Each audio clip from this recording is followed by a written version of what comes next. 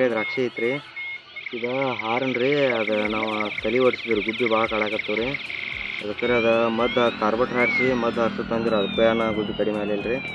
ಅದಕ್ಕೆ ಇದನ್ನು ಕುಣಿಸಿದ್ವಿ ರೀ, ಜರ ಕಡಿಮೆ ಆಗ್ಯಾವ. ಇದು ಒಂದು 20 ದಿವಸ ಆತ್ರಿ ಹಿಂದಿಗೆ. ನಿಮಗೇನು ಬೇಡ ಅಂದ್ರೆ ಅದು ನಾವು ಒಮ್ಮೆ ಮನ್ಯಾಗ ಸುಲಾಕ್ ಪ್ಲೇಟ್ ಇತ್ತು ರೀ, ನಮ್ಮ ಗಾಡಿಗಳು ಇದ್ದು ಅದನ್ನ ಚೆಕ್ ಮಾಡಿದ್ವಿ ರೀ.